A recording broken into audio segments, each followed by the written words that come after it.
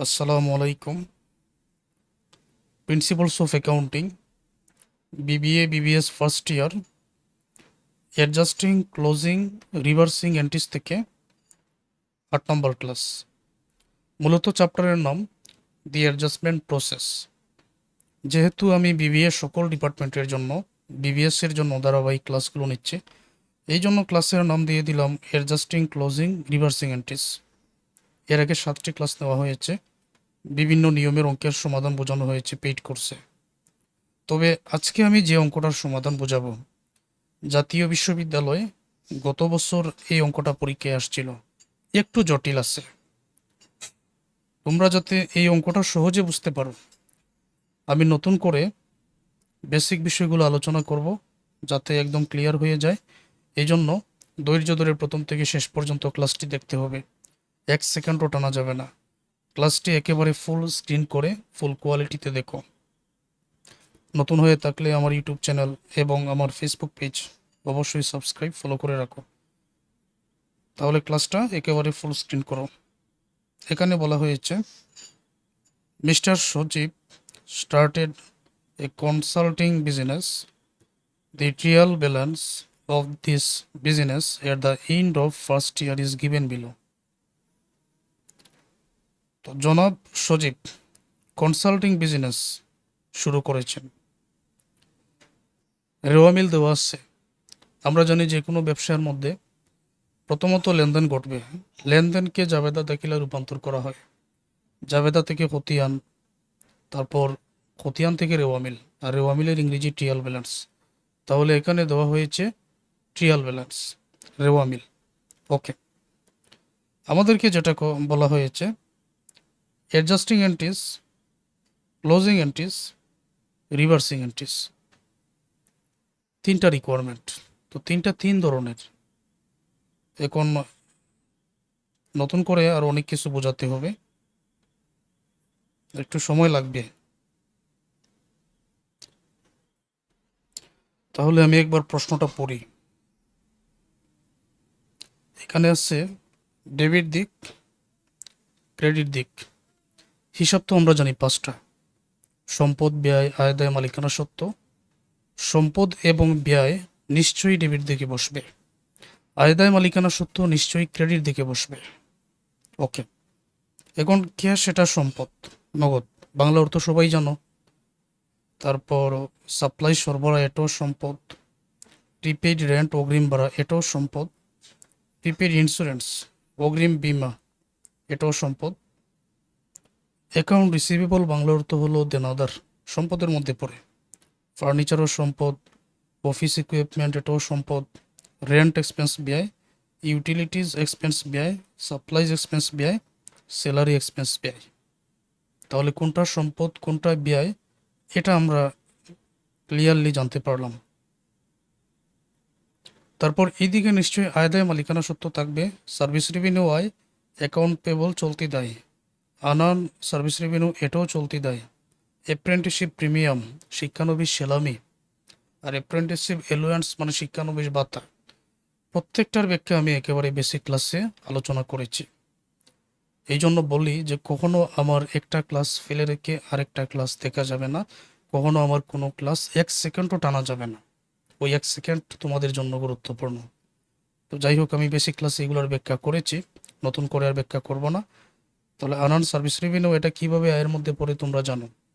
Apprenticeship premium, আনান service revenue এটা দায়, আর apprenticeship premium এটা ক্যাপিটাল, এটা মালিকানা সত্ত্ব। ফুল স্ক্রিন করে ক্লাস থাকলে এগুলো দেখা যাবে, বুঝতে কোনো অসুবিধা হবে না। অ্যাডজাস্টমেন্ট, সমন্বয়গুলো আলাদাভাবে এখানে দেওয়া আছে। জার্নালাইজ দি অ্যাডজাস্টিং এন্ট্রিজ। এখন আজকের ক্লাস দেখার আগে পূর্ব শর্ত হলো, এই চ্যাপ্টারের 1 নম্বর যে ক্লাসটা দেওয়া হয়েছে বা আগের প্রত্যেকটা ক্লাস তোমাদের দেখে নিতে হবে, কারণ অ্যাডজাস্টিং এন্ট্রিজের যে নিয়মকানুন আমি তো 1 নম্বর ক্লাসে আলোচনা করেছি। ওই ক্লাসটা দেখে এই ক্লাসটা দেখতে হবে। এখন যদি আমি অ্যাডজাস্টিং এন্ট্রিজ একেবারে ভেঙে ভেঙে বোঝাতে চাই, তাহলে তো 1 ঘন্টা সময় লেগে যাবে এটা বোঝাতে গিয়েই। তো অ্যাডজাস্টিং এন্ট্রিজটা কি আবার বলছি, যেরকম বললাম, ব্যবসা প্রতিষ্ঠানে প্রথমে লেনদেন ঘটে, তারপর এটাকে জাবেদা দাখিলায় রূপান্তর করা হয়, তারপরে খতিয়ান থেকে রেওয়া মিল পর্যন্ত আসার পরে দেখা যায় এমন কিছু হিসাব, যেমন ধরো কর্মচারীর বেতন বকেয়া ছিল 10,000 টাকা কিন্তু লিখা হয় নাই, কর্মচারীকে অগ্রিম দেওয়া হয়েছে 2,000 টাকা কিন্তু লিখা হয় নাই, নতুন করে এটা জানতে পারা গেছে। বা মাসের শেষে এই পরিমাণ সাপ্লাইজ মজুদ আছে যেটা হিসাবে অন্তর্ভুক্ত করতে হবে। অর্থাৎ আগের রেওয়া মিলের সাথে এই যে যাবতীয় তথ্য নতুন করে হিসাবে অন্তর্ভুক্ত করার জন্য যেই নিয়মে জাবেদা দাখিলা দিতে হয় এটা হলো অ্যাডজাস্টিং এন্ট্রিজ। সাধারণ জাবেদা দাখিলা একরকম আর অ্যাডজাস্টিং এন্ট্রিজ বা সমন্বয় দাখিলা আরেক রকম, দুইটা দুই ধরনের। সাধারণ জাবেদা দাখিলা তো কিভাবে দিতে হয় আমরা সহজে জানি। এখন আগের হিসাবের সাথে আগের রেওয়া মিলের সাথে নতুন এই তথ্যগুলো অন্তর্ভুক্ত করার জন্য, হিসাবে অন্তর্ভুক্ত করার জন্য এই লেনদেনের যে জাবেদা দাখিলা নতুন করে দিতে হবে এটা হলো সমন্বয় দাখিলা বা অ্যাডজাস্টিং এন্ট্রিজ, এবং এটার জন্য নির্দিষ্ট নিয়ম আছে।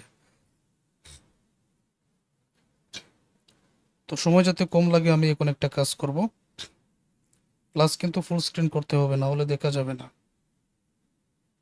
আচ্ছা, আর একটু বড় করে দেখাই।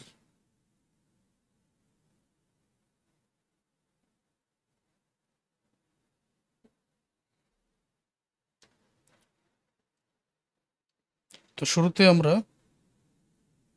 জার্নালাইজ দ্য অ্যাডজাস্টিং এন্ট্রিজ এটাই করব। রেন্ট পেইড ইন অ্যাডভান্স 8,000 টাকা, যে ভাড়া অগ্রিম পরিশোধ করা হয়েছিল 8,000 টাকা, ভাড়া অগ্রিম পরিশোধ করা হয়েছিল। তুমি এই রেওয়া মিলটা খুঁজো। এখন এই রেন্ট নিয়ে কয়টা তথ্য আছে?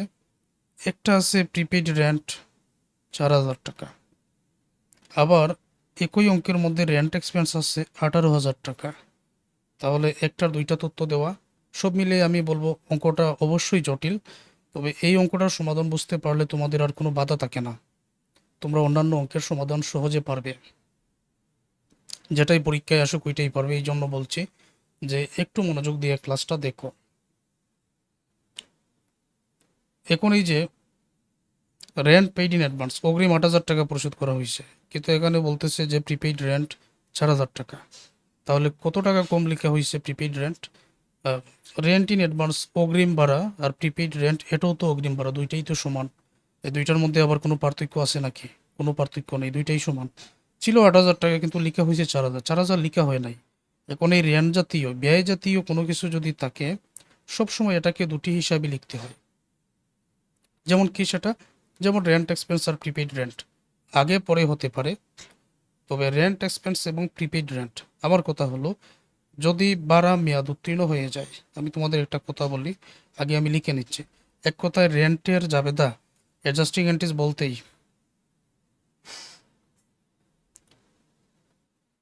রেন্ট এক্সপেন্স এবং prepaid rent,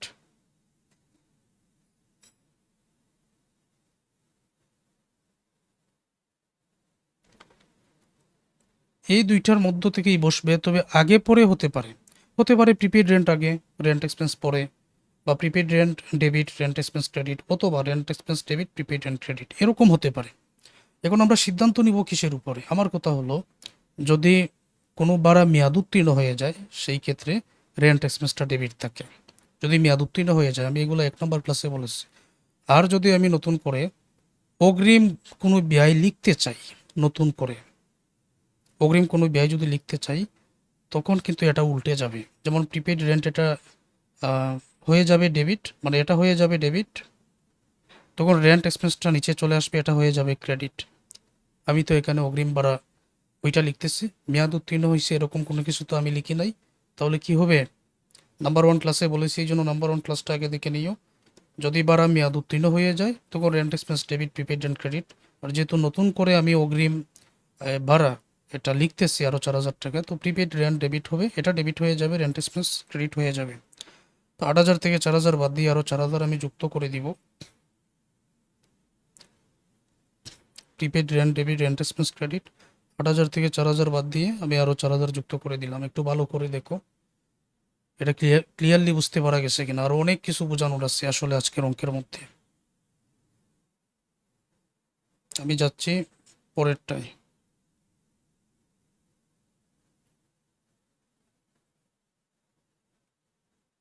supplies total on hand টাকা 7,000। সাপ্লাইজ টোটাল অন হ্যান্ড টাকা 7,000, টোটাল সাপ্লাইজ মজুদ আছে 7,000 টাকা। এবার তো আমাদের একটু রেওয়া মিলটা চেক করে নিতে হবে। আচ্ছা, সাপ্লাইজ মজুদ আছে 7,000 টাকা। তো এখন আমরা রেওয়া মিলটা একটু ভালো করে চেক করি, তখন দুইটা তথ্য আমার চোখে পড়তেছে। একটা হলো সাপ্লাইজ 4,000 টাকা, আরেকটা হলো সাপ্লাইজ এক্সপেন্স 8,000 টাকা। মানে সাপ্লাই সংক্রান্ত দুইটা তথ্য আমার চোখে পড়তেছে। এখন এই জায়গায় চিন্তার বিষয়টা আসলে কি, তুমি কিভাবে চিন্তা করবে?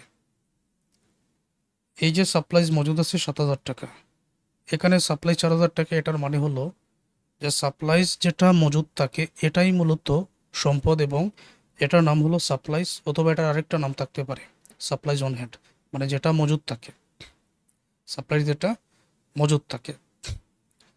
আর যেটা ব্যবহার হয়ে যায়, মানে ব্যবহার হয়ে যায় যেটা, এটা তো সাপ্লাইজ এক্সপেন্স। সাপ্লাইজ এক্সপেন্সটা 8,000। তো যেটা ব্যবহার হয়ে গেছে 8,000, এটা সরাসরি উল্লেখ আছে, এটা আমার আর দেখার বিষয় না। কিন্তু সাপ্লাইজ যেটা মজুদ আছে 4,000 টাকা, এখানে বলতেছে সাপ্লাইজ মজুদ আছে 7,000 টাকা।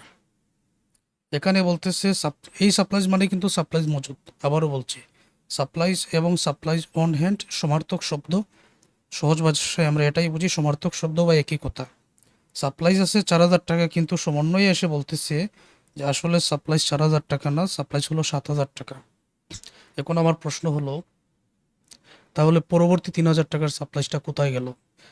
এটা তো সাপ্লাইজ ব্যয়, এটা আলাদা হিসাব, এটা আমরা আলাদা করে রেখে দিলাম, এটা আর চিন্তার বিষয় না।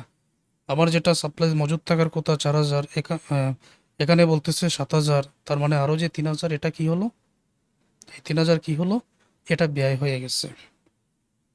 আহ, আমাদের এখানে স্বাভাবিকভাবে আমরা এটাই চিন্তা করি, যেটা ব্যয় হয়ে গেছে। কিন্তু আমাদের একটা তথ্য এখান থেকে জানতে হবে, ব্যয় কি পরিমাণ হয়েছে সেটার তথ্য তো আলাদাভাবে দেওয়াই আছে 8,000। কি পরিমাণ সাপ্লাইজ ব্যয় হয়েছে এটা তো 8,000 দেওয়াই আছে। তো এখন আমার করণীয় কি? করণীয় হলো যে যেহেতু সাপ্লাইজ মজুদ থাকার কথা 7,000, ঠিক আছে, ব্যয় যদি এটা না থাকতো তাহলে ভিন্ন কথা। যেহেতু সাপ্লাইজ মজুদ থাকার কথা 7,000, আছে 4,000, আমি আরও 3,000 অ্যাড করে দেই, তাহলেই তো হয়ে যায়। এখন সাপ্লাইজের যে সমন্বয়, এটাকে অল টাইম দুইটা হিসাবে লিপিবদ্ধ করতে হয়। যেমন একটার নাম হলো supplies,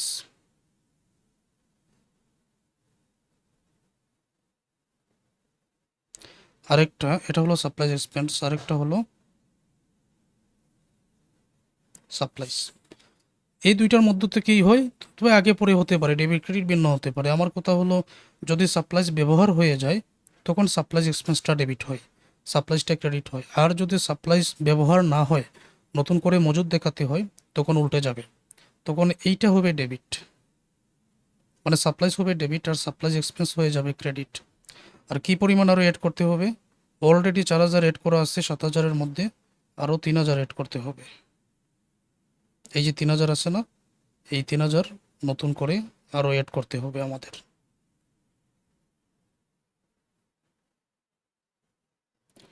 supplies debit 3,000, supplies expense credit 3,000। 7,000 থেকে 4,000 বাদ দিয়ে আমরা 3,000 হিসাবে অন্তর্ভুক্ত করে দিলাম।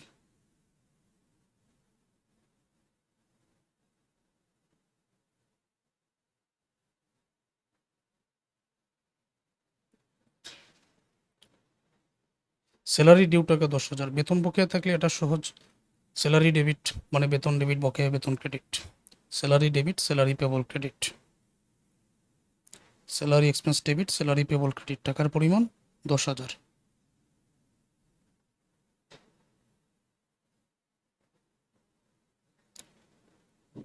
Apprenticeship premium was received for 5 years. শিক্ষানবিশ সেলামির যে টাকাটা, এটা 5 বছরের জন্য। আচ্ছা, তো শিক্ষানবিশ সেলামির যে টাকাটা, এটা 5 বছরের জন্য। কত টাকা দেওয়া আছে? অ্যাপ্রেন্টিসশিপ প্রিমিয়াম 10,000 টাকা দেওয়া আছে। কত বছরের জন্য টাকাটা? 5 বছরের জন্য। আমাকে কি করতে হবে? 1 বছরের জন্য টাকাটা নিতে হবে, 1 বছরের জন্য নিতে হবে। তো এখন কি কাজ? এই 10,000-কে যদি আমি 5 দ্বারা ভাগ করি তাহলে আম, 1 বছরের টাকা পাবো। যদি আমি এই 10,000-কে 5 দ্বারা ভাগ করি 1 বছরের টাকা পাবো, কিন্তু এই 10,000 টাকাটা কিন্তু অলরেডি আমার হিসাবে অন্তর্ভুক্ত হয়ে গেছে। এই 10,000 টাকা অলরেডি আমার হিসেবে অন্তর্ভুক্ত হয়ে গেছে। সুতরাং 1 বছরের টাকাটা অন্তর্ভুক্ত রেখে পরবর্তী 4 বছরের টাকা আমাকে কি করতে হবে? এটা থেকে বাদ দিতে হবে। তো এটার জন্য কি কাজ? যেমন ধরো টাকাটা আমি 4 বছরের কিভাবে বাদ দিব, টাকার পরিমাণ কত হবে এটা আগে বুঝাই। ক্লাস দেখার পরে তোমাদেরকে অঙ্কটা প্র্যাকটিস করতে হবে। তো এটাকে 5 দিয়ে ভাগ করলে 1 বছরের, এখন যদি আবার 4 দ্বারা গুণ করি তখন 4 বছরের টাকা হবে।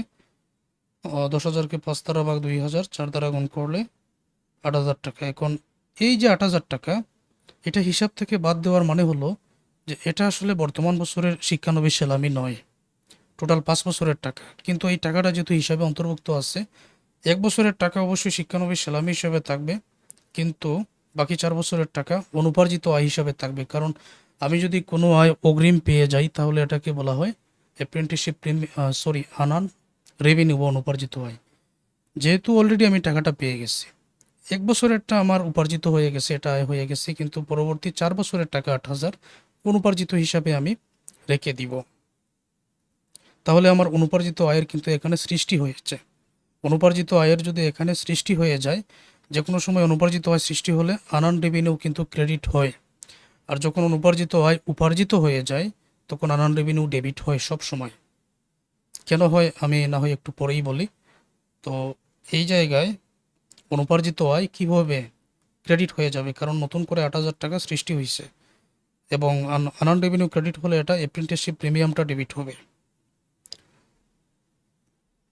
এখন অনেকে বলতে পারো যে অ্যাপ্রেন্টিসশিপ প্রিমিয়াম যে এগুলা ডেবিট হয়, আপনি বললেন, এগুলো মনে রাখার কি কোনো উপায় আছে?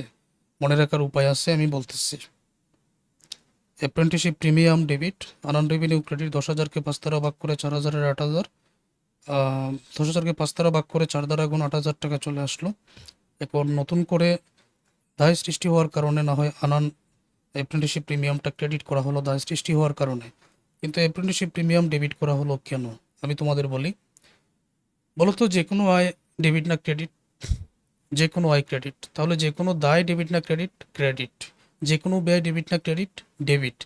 যে কোনো আয় যদি ক্রেডিট হয়, নিশ্চয়ই তুমি অ্যাপ্রেন্টিসশিপ প্রিমিয়াম এটার যে 10,000 টাকা ছিল এটাকে নিশ্চয়ই তুমি ক্রেডিট করেছো, তাই না?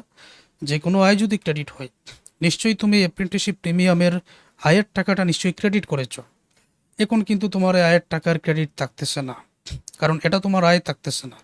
এখন এই অ্যাপ্রেন্টিসশিপ প্রিমিয়াম থেকে আয় থেকে এটা কিন্তু দায়ে চলে যাচ্ছে। এখন তো তোমাকে অ্যাপ্রেন্টিসশিপ প্রিমিয়াম থেকে টাকাটা বাদ দিতে হবে।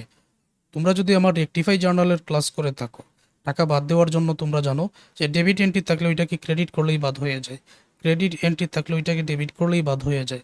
যেহেতু তুমি অ্যাপ্রেন্টিসশিপ প্রিমিয়াম আগে করেছো ক্রেডিট, এখন করে দাও ডেবিট এই 8,000 টাকা, তখন ওই 8,000 অ্যাপ্রেন্টিসশিপ প্রিমিয়ামের টাকাটা বাদ হয়ে যাবে। আমি বোঝাতে পারলাম কিনা? আগে তো এটা ক্রেডিট করছো, এখন যদি ডেবিট করো, কারণ এটা ক্রেডিট হিসাব পাতে, এটা আয়ের মধ্যে পড়ে, এটা তুমি ক্রেডিট করছো, এখন যদি ডেবিট করো তখন এটা হিসাব থেকে বাদ পড়ে যায়। এটা হলো মনে রাখার উপায়। যদি এই অংশ বুঝতে অসুবিধা হয় পুনরায় ক্লাসটা দেখে নিও।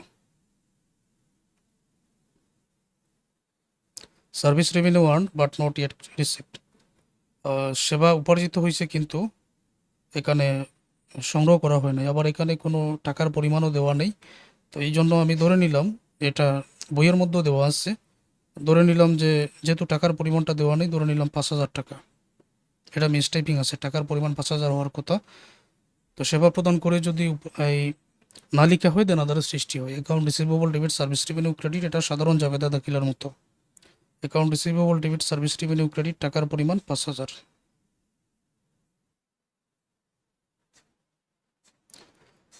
Depreciation on fixed asset is rated 10%, মানে স্থায়ী সম্পদের উপর অবচয়। এখন দেখতে হবে স্থায়ী সম্পদ কোথায় আছে। আমি একটা দেখতে পাচ্ছি ফার্নিচার, আরেকটা আমি দেখতে পাচ্ছি অফিস ইকুইপমেন্ট, তারপর আর কোনো স্থায়ী সম্পদ আমি এখানে দেখতে পাচ্ছি না। 50,000 আর 38,000, এই দুইটা 10% অবচয় বাইর করবার। অবচয়ের জার্নাল তো ফিক্সড একটা জার্নাল, সবসময় হয় একই। অবচয় ডেবিট, পুঞ্জীবিত অবচয় ক্রেডিট। এটার ইংরেজি হলো depreciation expense debit, accumulated depreciation credit. এখন আলাদা করে 10% আগে বাইর করি। যেমন অ্যাকুমুলেটেড ডেপ্রিসিয়েশন ফার্নিচারের 10% 5,000, 50,000-এর। অ্যাকুমুলেটেড ডেপ্রিসিয়েশন অফিস ইকুইপমেন্ট 10% 3,800, দুইটা যোগ করলে 8,800। উভয়টার টাকা কিন্তু এখানে যোগ আসছে, তো ডেপ্রিসিয়েশন এক্সপেন্স ডেবিট। চাইলে আলাদা করে করা যেত, যেহেতু ডেপ্রিসিয়েশন এক্সপেন্স উভয়টার সমান। Depreciation expense debit, accumulated depreciation credit furniture এবং ইকুইপমেন্টের। এটার 10% 5,000, এটা 10% 3,800, যোগ করলে 8,800।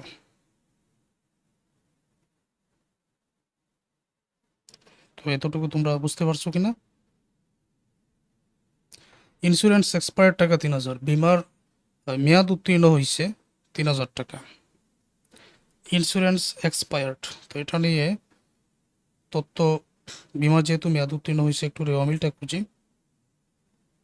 প্রিপেড ইন্স্যুরেন্স অগ্রিম বিমা তো আলাদা করে 5,000 আছে।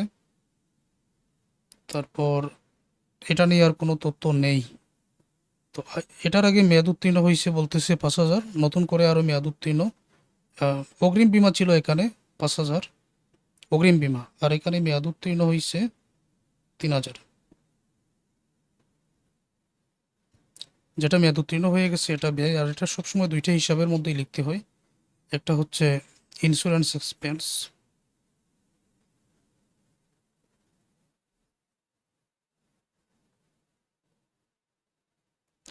ইন্স্যুরেন্স এক্সপেন্স ডেবিট, তারপরে প্রিপেইড ইন্স্যুরেন্স ক্রেডিট।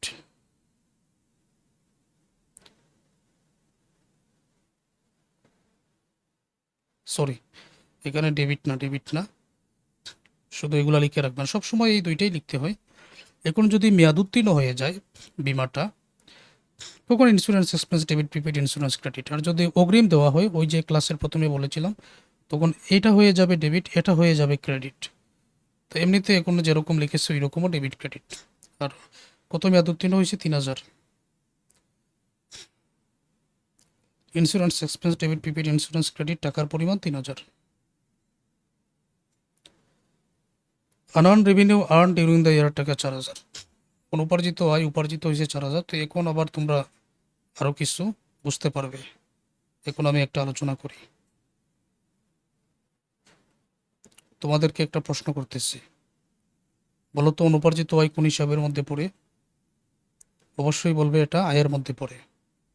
আচ্ছা, যে কোনো দায়ের মধ্যে পড়ে অনুপার্জিত আয়। তো যে কোনো দায় ডেবিট না ক্রেডিট? যে কোনো দায় ক্রেডিট। যে কোনো আয় ডেবিট না ক্রেডিট? ক্রেডিট। যে কোনো ব্যয় ডেবিট না ক্রেডিট? ডেবিট।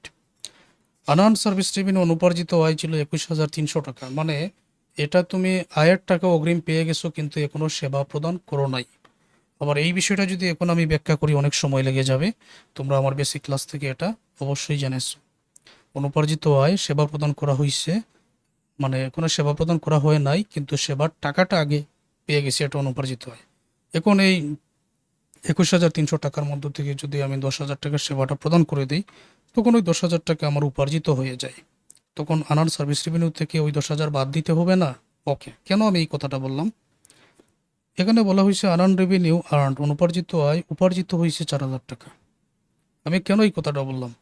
অনুপার্জিত আয়ের পরিমাণ 21,300 ছিল, 4,000 যেহেতু উপার্জিত হয়ে গেছে, এটা তো এখন উপার্জিত হয়েছে দেখাতে হবে। তো এই জন্য যেহেতু দায় হওয়ার কারণে আনআর্ন সার্ভিস রেভিনিউ আগে ক্রেডিট করা হয়েছে দায় হওয়ার কারণে। এখন আনআর্ন সার্ভিস রেভিনিউ তো আর 4,000 টাকা আর নেই, এটা বাদ পড়ে গেছে, আয় হয়ে গেছে। আগে ছিল আনআর্ন সার্ভিস রেভিনিউ ক্রেডিট, এখন যদি আমি ডেবিট করে দেই 4,000, তখন ওই 4,000 টাকা রেকটিফাই জার্নাল অনুযায়ী হিসাব থেকে বাদ পড়ে যায়। এবং আনআর্ন সার্ভিস রেভিনিউ এই দুইটা দাখিলাই কিন্তু সবসময় লিপিবদ্ধ করতে হয়। হতে পারে সার্ভিস রেভিনিউ ডেবিট হবে, আনআর্ন রেভিনিউ ক্রেডিট হবে, অথবা যেরকম আছে unearned revenue debit, service revenue credit. Debit credit পরিবর্তন হতে পারে। আমরা কেন আনআর্ন সার্ভিস রেভিনিউ ডেবিট করলাম? এই 4,000 টাকা হিসাব থেকে বাদ দেওয়ার জন্য। কারণ আনআর্ন সার্ভিস রেভিনিউ দায় হওয়ার কারণে এমনিতে হিসাবে আগে ক্রেডিট ছিল, এখন সেটা ডেবিট করলে হিসাব থেকে বাদ পড়ে যাবে, আয়টা উপার্জিত হয়ে যাবে। তো 4,000 টাকা আনআর্ন সার্ভিস রেভিনিউ ডেবিট, আর যেহেতু আয় হয়েছে সার্ভিস রেভিনিউ ক্রেডিট।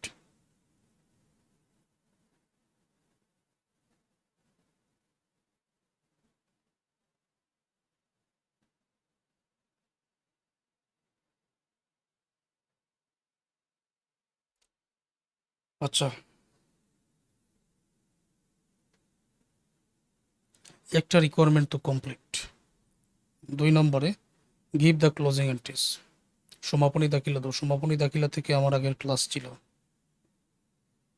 সেই ক্লাসগুলো যদি তোমরা দেখে থাকো তাহলে সহজ হওয়ার কথা। নিয়ম হলো আয়ের হিসাব বন্ধ করার জন্য, এমনিতে আমরা জানি যে কোনো আয়কে ক্রেডিট, এখানে যে কোনো আয়, সকল আয়কে অল রেভিনিউ ডেবিট করতে হবে, ইনকাম সামারি ক্রেডিট করতে হবে। আগের ক্লাসগুলোতে এটা নিয়ে আলোচনা করা হয়েছে। মানে সকল আয় আমরা এমনিতে জানি ক্রেডিট, কিন্তু এখানে করতে হবে ডেবিট। ব্যয় হিসাব বন্ধ করার জন্য সকল ব্যয় আমরা জানি ডেবিট, কিন্তু এখানে অল এক্সপেন্স করতে হবে ক্রেডিট, আর ইনকাম সামারি করতে হবে ডেবিট। যদি আয় ব্যয় থেকে আমাদের নিট মুনাফা বন্ধ করার জন্য ফর ক্লোজিং নিট ইনকাম, যদি আয় হয়ে থাকে income summary debit capital credit, আর যদি ব্যয় হয়ে থাকে আয় ব্যয়, এটা অঙ্কের মধ্যে বুঝবো, capital debit income summary credit. উত্তোলন যদি দেওয়া থাকে উত্তোলন বন্ধের জন্য ক্যাপিটাল ডেবিট ড্রয়িং ক্রেডিট। সমাপনী দাখিলা দ্বারা মূলত হিসাবটা ক্লোজ করা হয়, অর্থাৎ ব্যয়সমূহকে করতে হবে ক্রেডিট, আয়সমূহকে ডেবিট, সাথে ইনকাম সামারি থাকবে, তারপর আয় আয় ব্যয় বন্ধ করার জন্য এবং ড্রয়িংটা বন্ধ করার জন্য। চলে আসলাম আমি প্রশ্নের মধ্যে, একটু লক্ষ্য করো। তাহলে প্রশ্নটা থেকে আমরা দেখে নিব আয় কী কী আছে, ব্যয় কী কী আছে। তো যাবতীয় ব্যয়সমূহ এদিকে পাওয়া যাবে, কারণ এদিকে সম্পদ এবং ব্যয় আছে। যাবতীয় আয়সমূহ এখানে পাওয়া যাবে, কারণ এখানে আয় মালিকানা সত্ত্ব আছে। তো নতুন করে তো এই তথ্যগুলো তো যোগ হয়েছে, তো আয় ব্যয়ের সাথে এটাও তো একটু হিসাব করে আমাদেরকে লিখতে হবে। তো আমি বলবো অঙ্কটা একটু জটিল আছে, তবে চিন্তা করলে সহজ আছে। যেমন এখন দেখো যে আসলে কোন বিষয়টা চিন্তা করে লিখতে হয়।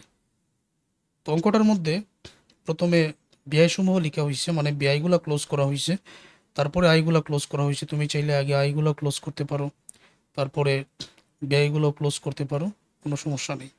তারপর অঙ্কটার মধ্যে কোনো ড্রয়িং এগুলো নেই, তো ড্রয়িংও বন্ধ করার প্রয়োজন নেই। এখন তুমি একটু লক্ষ্য করো, যেমন আমি একটু প্রথম থেকে খুঁজতেছি, মানে আমি এখন ব্যয় বাইর করতেছি। রেন্ট এক্সপেন্স নামে আমি 18,000 টাকার একটা ব্যয় পেয়ে গেলাম। তাহলে এটার সাথে কি কোনো সমন্বয় আছে যেটা যৌগিক হবে? তো রেন্ট নিয়ে কি আছে এখানে? রেন্ট পেইড ইন অ্যাডভান্স 8,000 টাকা। 8,000 টাকা ভাড়া অগ্রিম পরিশোধ করা হয়েছিল, কিন্তু এখানে অগ্রিম ভাড়া 4,000 টাকা লেখা হয়েছে। অবশেষে আমরা আরও 4,000 টাকা অ্যাড করেছিলাম। 4,000 টাকা আমরা rent paid in advance add করেছিলাম, কিন্তু ওই 4,000 টাকা কোথায় অ্যাড আছে বর্তমানে? কোথায় অ্যাড ছিল? ওই 18,000 টাকার মধ্যে কিন্তু অ্যাড ছিল। আমি আবার বলি বিষয়টা, অ্যাডভান্স রেন্ট হওয়ার কথা 8,000, কিন্তু কোথায় না, এটা এটা বললে কি হয়েছে, এই যে প্রিপেইড রেন্ট হওয়ার কথা 8,000, কিন্তু লেখা হয়েছে 4,000। তো নতুন করে আরও 4,000 আমি অ্যাড করছি না? অ্যাড করছে, কিন্তু যখন ওই 4,000 অ্যাড করা হয় নাই, তখন ওই 4,000 কোথায় অন্তর্ভুক্ত ছিল? 18,000 মধ্যে না। যেহেতু নতুন করে আমি 4,000 ওইখানে অ্যাড করছি, এখন 18,000 থেকে 4,000 বাদ দিয়ে দেই, তখন আমি এই রেন্ট এক্সপেন্সের টাকাটা নিব, কিন্তু কত টাকা নিব? 14,000 টাকা রেন্ট এক্সপেন্সের টাকাটা, এটা 14,000 টাকা আমি নিব। তারপর ইউটিলিটিস এক্সপেন্স আমি 2,800 টাকা পাচ্ছি, এটা কোনো পরিবর্তন নেই। এখন সাপ্লাইজ এক্সপেন্স 8,000 টাকা, সাপ্লাইজ ব্যয় হয়েছে 8,000 টাকা, আমি কিন্তু এখন ব্যয়গুলো নিচ্ছি। এখন এই ব্যয় নিয়ে কি কোনো তথ্য আছে? আচ্ছা, সাপ্লাইজ মজুদ থাকার কথা কিন্তু 7,000, তো রেওয়া মিলে দেখানো হয়েছে 4,000। এই জন্য নতুন করে আরও 3,000 টাকার সাপ্লাইজ মজুদ লিখা হয়েছিল, কিন্তু ওই 3,000 টাকা লিখার আগে সাপ্লাইজের টাকাটা কোথায়? এই 3,000 টাকা কোথায় ছিল? 8,000-এর মধ্যে ছিল। যেহেতু নতুন করে ওই 3,000 সাপ্লাইজ মজুদে নেওয়া হয়েছে, এখন 8,000 থেকে 3,000 বাদ দিয়ে আমরা এখান থেকে নিব 5,000 টাকা। এইরকম অঙ্ক থাকলে মূলত এই কাজটাই তোমাদের করতে হবে, একটু চিন্তা করে। আমি জানি তোমাদের জন্য অঙ্কটা একটু কঠিন, কিন্তু এটা তো পরীক্ষায় এসেছে, শিখতে হবে যে কোনো উপায়ে। আমি সর্বাত্মক চেষ্টা করতেছি তোমাদেরকে অঙ্কটা সহজে বোঝানোর জন্য। আমি কি বোঝাতে পেরেছি? যে সাপ্লাইজ অন হেড মজুদ থাকার কথা 7,000, কিন্তু ছিল 4,000, আমি তো 3,000 এড করে দিয়েছিলাম। এখন ওই 3,000 8,000 থেকে বাদ দিয়ে পরবর্তী 5,000 কিন্তু এখন ব্যয় হিসাবে থাকবে। ওকে, তারপরে এখানে স্যালারি এক্সপেন্স ছিল 39,000 টাকা। স্যালারি 39,000 টাকা, এটা নিয়ে সমন্বয় আরও 10,000 বকেয়া। এখন এই 10,000 তো আর আমি বাদ দিতে পারি না, 39,000-এর সাথে 10,000 যোগ করে তখন স্যালারির টাকাটা আসবে 49,000 টাকা। বকেয়া একজন আমার কর্মী টাকা পাবে, আমি কি এটা বাদ দিতে পারবো? পারবো না, তখন এটা যোগ করেই আনতে হবে। তাহলে এখান থেকে পেয়েছি আমি 3টা ব্যয়। এখন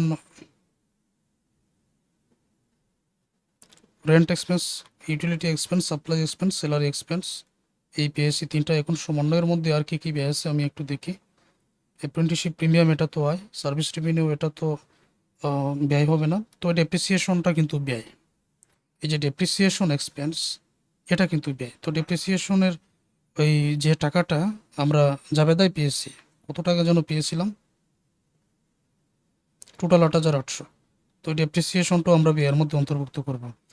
তারপর এটা অন্তর্ভুক্ত হবে ইন্স্যুরেন্স এক্সপায়ার্ড, যেটা 3,000, যেটা মেয়াদ উত্তীর্ণ হয়ে যায়, এটা কিন্তু ব্যয়। যদি আমরা আগের ক্লাস ভালো করে দেখে থাকি তাহলে বুঝবো। তাহলে আরেকটা ব্যয় ইন্স্যুরেন্স এক্সপেন্সের আমরা পেয়েছি 3,000। এর বাইরে আর কোনো ব্যয় নেই, তাই না? তাহলে কয়টা ব্যয়? এই 4টা, এই ডেপ্রিসিয়েশন আর ইন্স্যুরেন্স এক্সপেন্স। ডেপ্রিসিয়েশন, এটা অঙ্কের মধ্যে দেখেছিলাম 8,800 হয়তো ছিল, 8,800, আর এটা হলো 3,000, 8,800, 3,000। রেন্ট 14,000, ইউটিলিটিস এটা 2,800, এটার সাথে কোনো সমন্বয় নেই। Supplies 5,000, salary 49,000।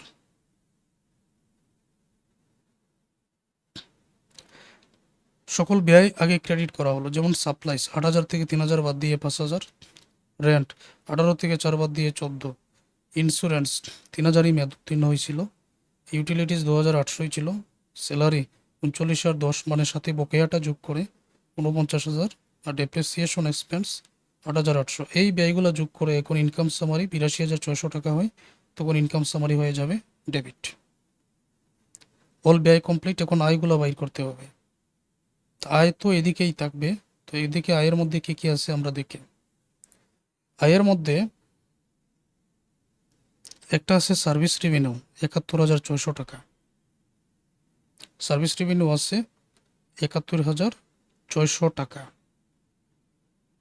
তারপরে এই জায়গায় আছে 71,600 এবং apprenticeship premium earn service revenue, এটা তো দায়। অ্যাপ্রেন্টিসশিপ প্রিমিয়ামের আছে 10,000 ছিল, কিন্তু আমি এটা বলেছে 5 বছরের জন্য। 1 বছরের কত হবে বলেন তো? 5 দ্বারা ভাগ করে 2,000 টাকা। তাহলে অ্যাপ্রেন্টিসশিপ প্রিমিয়ামের টাকাটা, আয়ের টাকাটা কিন্তু আমি 2,000 নিয়ে আসবো সমন্বয়ের তথ্য অনুযায়ী। এটা আনবো 2,000। সার্ভিস রেভিনিউ এটা 71,600। আর কি কোনো আয় আছে? এখানে তো আয় নেই। ক্যাপিটাল, এটা তো মালিকানা সত্ত্ব। সমন্বয়গুলো একটু খুঁজো তো, এখানে আয় আছে কিনা। সার্ভিস রেভিনিউ আর্নড, এটা আর আলাদাভাবে বলেছিলাম, যেটা 5,000 টাকা লেখা হয় নাই, তো এটাও তো আয়, এটাও তো আনতে হবে। এই যে অনুপার্জিত আয় আরও 4,000 উপার্জিত হয়ে গেছে, তো এটাও তো আয়। যে এখন পর্যন্ত অনুপার্জিত আয় ছিল কত টাকা যেন ছিল, আনআর্ন সার্ভিস রেভিনিউ 21,300, এখন এটা উপার্জিত হয়ে গেছে, এটাও আয়। তাহলে আয়গুলা কি কি পেলাম? সার্ভিস রেভিনিউর 3টা পেয়েছি 71,600, এই আরেকটা 5,000, এই আরেকটা উপার্জিত হয়েছে 4,000, এই 3টা, আর অ্যাপ্রেন্টিসশিপ প্রিমিয়ামের 2,000, শেষ। আর তো কোনো আয় নেই। এখন আয়গুলা করতে হবে ডেবিট। যেমন সার্ভিস রেভিনিউয়ের 71,600, আরও 5,000, উপার্জিত আরও 4,000, এই আয়গুলা 80,600, আর অ্যাপ্রেন্টিসশিপ প্রিমিয়াম 2,000 যোগ করলে 82,600। এখন আমরা দেখবো আয় হয়েছে না ব্যয় হয়েছে। আয়ের পরিমাণও 82,600। ইনকাম সামারি তো এখানে ক্রেডিট যোগ করে ব্যয়ের পরিমাণও 82,600। এখানে আয়ও নেই, ব্যয়ও নেই। তাহলে আয় ব্যয় ক্লোজড করারও কোনো প্রয়োজন নেই। বুঝাতে পেরেছি? আয় ব্যয় হলে তো আমরা ক্লোজ করে দিতাম নিয়ম অনুযায়ী, এটা ক্লোজ করারও কোনো প্রয়োজন নেই। ওকে, তাহলে আমরা রিভার্সিং এন্ট্রিজের জন্য, রিভার্সিং এন্ট্রিজ মূলত যে এন্ট্রিগুলো দিতে হয় একটু লক্ষ্য করো। হিসাবকাল শেষে নগদ টাকা সম্পাদিত মুনাফা জাতীয় আয় ব্যয়ের বকেয়া অগ্রিমের যে সমন্বয় জাবেদা হয়, পরবর্তী বছরের শুরুতে আর্থিক আয় ব্যয়ের বকেয়া অগ্রিমের সমন্বয় জাবেদা যে বিপরীত দাখিলা দেওয়া হয় তাকে বিপরীত দাখিলা বলে বা রিভার্সিং এন্ট্রি বলে। 4 ধরনের লেনদেনের জন্য বিপরীত দাখিলা হয়। এটা বইয়ের মধ্যে, বিভিন্ন বইয়ের মধ্যে আবার বিভিন্ন রকম। আমি শুধু এতটুকুই বলবো যে শুধুমাত্র যেমন বকেয়া খরচ, অগ্রিম ব্যয়, বকেয়া আয়, অগ্রিম আয়, এগুলো রিভার্সিং এন্ট্রিজ হবে। সহজে মনে রাখার জন্য আমি বলবো যে অবচয়ের কোনো রিভার্সিং এন্ট্রিজ দিবেন না। প্রিপেইড এক্সপেন্সটা ক্রেডিট হলে রিভার্সিং এন্ট্রিজ হবে, কিন্তু যদি এই বিপরীত দাখিলা করার পরে প্রিপেইড এক্সপেন্সটা ডেবিট হয়ে যায় তখন এটা রিভার্সিং এন্ট্রিজ হবে না। এই দুইটা কথাই শুধু বলবো। ডেপ্রিসিয়েশনের হবে না। আর প্রিপেইড এক্সপেন্স যদি ডেবিটে পড়ে যায়, ক্রেডিটে যদি প্রিপেইড এক্সপেন্স পড়ে তাহলে আনবেন, ডেবিটে পড়লে আনবেন না। তারপরে আবার বিভিন্ন বইয়ের মধ্যে কম বেশও দিয়ে দেওয়া হয় রিভার্সিং এন্ট্রিজ, যেমন আজকের অঙ্কের মধ্যে যেটা দেওয়া হয়েছে বকেয়া খরচের জন্য। এমনিতে যেমন ধরো আমি তোমাদেরকে বলি স্যালারি, বেতন বকেয়া 2,000 টাকা, তো এটা জার্নালটা কি হবে? স্যালারি ডেবিট,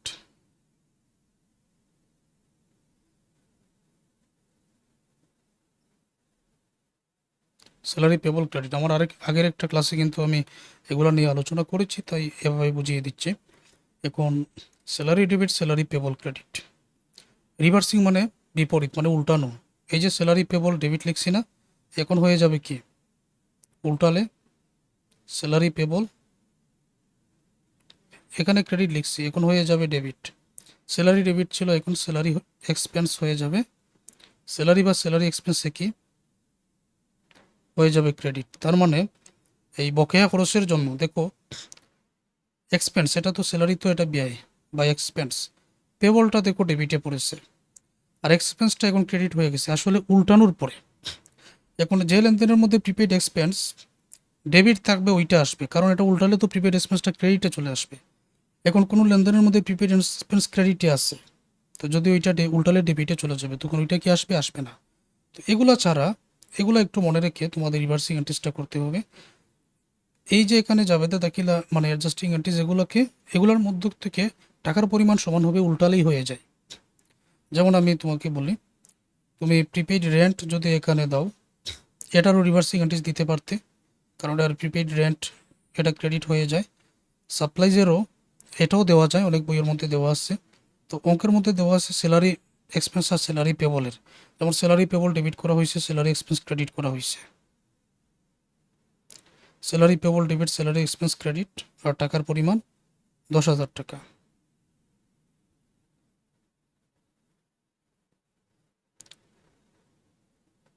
তারপরে অ্যাপ্রেন্টিসশিপ প্রিমিয়াম, এটারও দেওয়া যায়, অ্যাকাউন্ট রিসিভেবল এটারও দেওয়া যায়। ডেপ্রিসিয়েশন এটা দিবেন না। তো প্রিপেড ইন্স্যুরেন্স, এটা কিন্তু প্রিপেড ডেবিটে চলে আসছে, তো এটা তো হবেই না। তারপরে এখানে